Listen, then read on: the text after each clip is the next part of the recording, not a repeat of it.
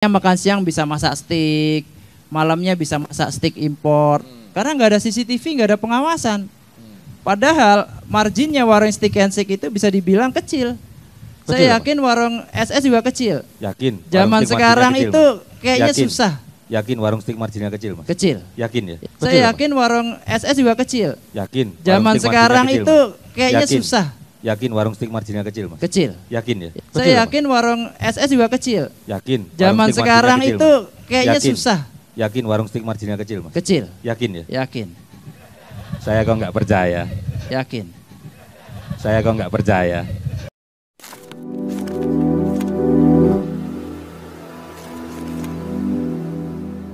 Assalamualaikum warahmatullahi wabarakatuh. Welcome back to my channel Detektif D. Ya teman-teman, kita lanjut video tentang wawancara Jody dan kaitannya dengan ini logika berpikir pengusaha, teman-teman. Nah, setelah kita bahas tentang peran Yusuf Mansur dan kenapa Yusuf Mansur nggak dibicarakan di masa-masa sebelum COVID gitu ya, dia pengakuan dia itu setelah COVID, dia mengaku warung steak, walaupun di video-videonya dia mengatakan ya dia itu sering kunjungan ke warung steak, buka cabang kayak gitu, tapi dia kan secara declare di media mungkin nggak, baru diwawancara setelah rame ya, salah satunya ya di pajak itu gitu, pengakuan Yusuf Mansur kalau nggak salah waktu itu di Instagram atau di Facebook mungkin ya, tapi yang jelas intinya masalah pengakuan pembayaran pajak Yusuf Mansur. Kenapa? Karena Yusuf Mansur buka cabang pada saat COVID, dan pada saat COVID pula, awal-awal pada saat COVID pula, Jody mengatakan penghasilannya omset, mungkin saya nggak tahu penghasilan atau omsetnya cuma 25%. Nah, di sini ada yang menarik, masalah presentasi penghasilan, teman-teman. Kita lihat dulu videonya, teman-teman. Yuk, check it out. Saya itu hampir ya bisa dibilang 90% itu usia muda. Jadi usianya itu sekitar 20, 18, sekitar segitulah, masih muda-muda. Dan mereka udah dapat gaji yang lumayan besar karena ada bonus, ada ekstra bonus dan lain-lain. Jadi mereka nih saya ngelihatnya masih muda, gajinya besar. Kalau nggak manage dengan baik, bahaya ini. Bahaya nih karakter anak muda kayak begini nih. Mereka beli motor, kemudian gonta-ganti handphone, segala macam, utang sana, utang sini. Saya ngelihat, wah ini yang mesti dibenerin akhlak. Saya ngelihat yang perlu dibenerin pertama itu di karyawan saya akhlak. Karyawan saya hampir bisa dibilang hampir mayoritas itu muslim, tapi ada juga yang non muslim. Nah kalau ngomong SDM, tiap perusahaan pasti kepingin punya karyawan yang jujur, pengen punya karyawan yang amanah. Dua ini aja nih yang pengen dicapai nih. Kalau nyari karyawan yang pintar mah gampang aja. Lulusan UGM insya Allah pintar, tapi nyari yang jujur, nyari yang amanah, ini yang setengah mati nih. Setengah mati negara kita aja udah besarnya kayak begini, pinter-pinter banyak yang korupsi. Ya enggak? Kan sebenarnya perusahaan ini kan lingkup kecil dari negara. Saya mikir apa nih yang perlu dibenahin? Apa perlu kita pasangin CCTV semuanya? Sampai ke kamar-kamar, sampai ke dapur, sampai ke gudang gitu loh. Ya bisa aja saya pasangin CCTV, tapi kan sekarang eranya ngeri nih. Kalau kita nonton film Mission Impossible, CCTV-nya disemprotin begitu ya. Jadi khawatir juga, akhirnya yang perlu dibenahin pertama akhlaknya. Nah, makanya sekarang bisa disebut saya membangun apa yang kita sebut dengan era spiritual company. Nah, era spiritual company ini targetnya yang kepingin kita benahin itu akhlaknya. Supaya karyawan saya ini pada jujur, pada benar. Karyawan saya nih ya, satu OT itu ada 15 sampai 20 karyawan Mas ya. Ada yang 30 karyawan juga. Mereka tidurnya di OT itu. Jadi mereka bangun tidur tuh bisa bikin susu, bisa bikin milkshake. Karena jadi satu semua bahan pokok. Betul. Siangnya makan siang bisa masak steak, malamnya bisa masak steak impor. Karena nggak ada CCTV, nggak ada pengawasan. Padahal marginnya warung steak and shake itu bisa dibilang kecil. Betul, saya yakin warung SS juga kecil. Yakin. Zaman sekarang kecil, itu kayaknya yakin. susah. Yakin warung SS juga kecil. Yakin. Zaman sekarang kecil, itu kayaknya yakin. susah. Yakin. Itu kayaknya yakin. susah. Yakin warung steak marginnya kecil, Mas? Kecil. Yakin ya? Yakin. Saya kok nggak percaya. Saya kok nggak percaya. Saya kok nggak percaya. Nggak Mas, bercanda. Bener, karena gini, orang mikirnya kuliner itu marginnya harus besar. Ini bayangannya orang, kenapa terjun ke bisnis kuliner, marginnya besar. Saya perhatiin semuanya usahanya makin besar nih ya. SS makin besar, Warung Steak makin besar. Biaya kosnya juga makin besar juga. Makin besar, preso mungkin belum kerasa. Nanti lama-lama nih tambah kerasa nih. Karyawannya besar nih mesti dikurangin, mesti efisiensi. Sekelas abnormal aja udah mulai panik ini. Saya bilang terlalu besar nih. Benar juga deh, iya mas terlalu besar. Terlalu besar. Nah makin besar karyawan, SDM masalah lagi nih. Nggak gampang loh, benahin SDM itu nggak gampang. Makanya dengan spiritual company ini pelan-pelan kita benahin. Ibaratnya kalau di agama saya di Islam itu saya dakwah lah di karyawan. Kalau dakwah tuh nggak bisa langsung jadi pelan-pelan, benahinnya benar-benar pelan-pelan. Sampai akhirnya tercapai karyawan saya udah mulai dikit-dikit tuh jujur. Jadi kayak sekarang itu mereka kalau ngambil telur dicatetin, ngambil daging dicatetin. Ngambil stick bilang gitu mas. Ngambil, pokoknya dicatetin semua. Nanti akhir bulan dia minta dipotong. Pak, ke bagian yang gajian itu, Mbak saya minta ini gaji saya dipotong dulu. Artinya apa? Udah tercapai gitu loh.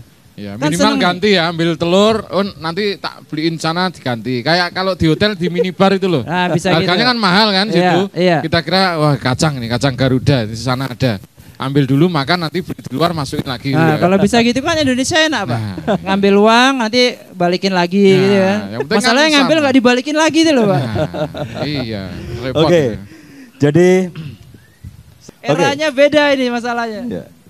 Itu ya, jadi terus ini Mas Jody, melanjutkan pertanyaan dari teman-teman tadi, kalau boleh ini, saya ingin tahu, ya, secara garis besar struktur biaya, wah ini salah satu ini belajar teknis dari beliau, struktur biaya di Warung Steak sekarang ini setelah berkembang ini, dari omset itu berapa persen bahan baku, berapa persen untuk belanja untuk SDM, berapa persen untuk operasional, berapa persen untuk pajak, berapa persen, kira-kira saja Mas Jody.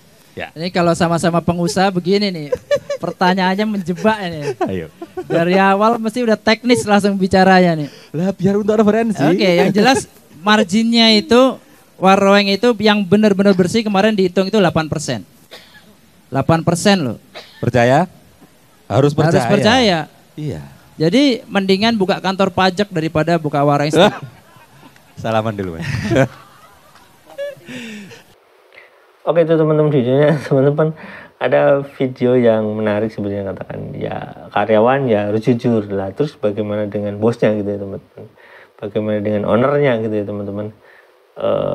Tanya sendiri kenapa saya katakan seperti itu, karena Yusuf Mansur sendiri ketika diundang oleh pengadilan negeri Bogor pada saat kemarin itu dia nggak datang gitu ya, nggak menghadiri gitu, termasuk ya perwakilan dari Darul Qurannya pun nggak ada katanya. Dan Yusuf Mansur udah biasa kayak gitu, dia tidak mengindahkan hukum gitu. Jadi dia bukan orang yang jujur, bukan orang yang memang patut dicontoh gitu teman-teman. Kalau misalkan dia memang ini ya, kalau dia sudah diserahkan ke pengacara katanya ya pengacaranya harusnya datang gentle gitu ya. Atau mungkin pengacaranya nggak dibayar juga gitu ya. Dan Yusuf Mansur merasa wah nggak akan terbukti, mungkin kayak gitu. Dan dia merasa dirinya hebat karena selalu lolos gugatan. Nah teman-teman, kalau kita melihat filosofi gitu ya, filosofi ya kita orang awam gitu ya, tidak ada gading yang tidak retak.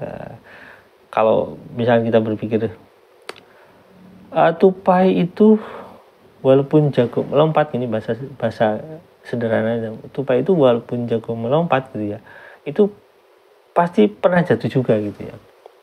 Nah, teman-teman, ya mungkin ini saatnya akan kita melihat kejatuhan Yusuf Mansur gitu ya. Kenapa? Karena dia itu sendiri mengingkari omongan dia, dan mungkin kayak Jody sendiri kayak gitu ya. Yusuf Mansur kan sering bilang nggak dia itu, bahkan dia bilang gitu sendiri, ya pakai ilmu ihsan lah apalah kayak gitu, mengucapkan hal-hal yang seolah-olah dia itu orang soleh gitu ya. Nah, kita lihat di video yang tadi itu ada pemilik SS itu bertanya, dan kelihatan sekali mimik wajahnya dia itu meragukan pernyataan Jody ya. Teman-teman tadi kan sudah lihat ya yang video yang saya putar-putar balik itu, meragukan pernyataan Jody tentang 8%. Karena kalau kita menghitung ya sebagai orang yang biasa bikin proposal bisnis kayak gitu, kita menghitung dan kita sudah praktekkan itu margin dari makanan itu rata-rata memang 30% margin kotornya. Tapi margin minumannya itu biasanya di atas 50%. Jadi kalau kita melihat marginnya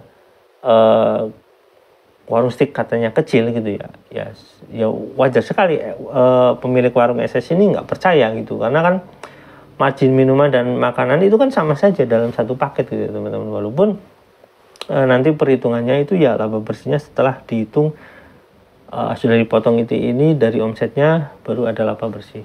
Nah ini ada yang menarik teman-teman dari ucapan Jody itu, dia bilang laba bersihnya 8%. Nah kalau ini ya, kalau kita berpikir logis tentang bagaimana cabang-cabang itu dibuat oleh Yusuf Mansur gitu ya, dibuat oleh Yusuf Mansur itu kita runut ke belakang. Kalau penghasilannya cuma 8%, kalau pada saat mungkin di tahun 2010 awal itu baru cabangnya baru 6, 7, 8 gitu ya, bagaimana cara membukanya gitu ya. Nah sedangkan kalau kita hitung ya teman-teman, kalau kita hitung laba bersih 8%, itu kalau misalkan pendapatan omsetnya itu 200 juta per bulan, 200 juta per bulan berarti pendapatannya itu sekitar ya mungkin 16 jutaan gitu ya, karena 8% ya teman-teman, 8 juta per 100 juta gitu ya. Itu kalau labanya ya teman-teman, kalau laba bukan omset, karena dia menghitungnya laba bersihnya. Berarti omsetnya berapa ya kita nggak tahu gitu ya. Kalau misalkan untuk mendapatkan laba 100 juta, ini kan misalkan yang saya bilang omsetnya labanya 30 dan plus 50 terus nanti jadi 100 juta. Nah laba bersihnya cuma 8%, ini laba bersih 8%, berarti omsetnya mungkin ya di atas 450 atau 500 juta per bulan. Ini kalau satu outlet sampai segitu ya teman-teman.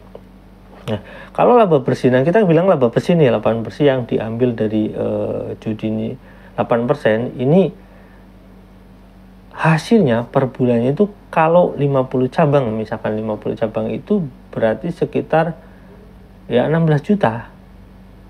16 juta dikali 50 gitu misalkan ya teman-teman, 50 gitu misalkan. Ya cuma berapa? Ya 16 juta kali 10 160 dikali 5 gitu ya, 160 kali 5 segitu hasilnya, nggak nyampe 1 miliar gitu ya teman-teman. Jadi kalau Yusuf Mansur bilang, kalau logikanya berpikir bahwasanya dalam waktu Covid itu membuka cabang sampai 20 miliar gitu ya di masa-masa itu, sementara omsetnya aja turun atau hasilnya aja turun gitu, jadi cuma 25%, dan terus modalnya dari mana? Kan kita berpikir, loh kok aneh gitu ya. Kita bilang kayak gini logis gitu.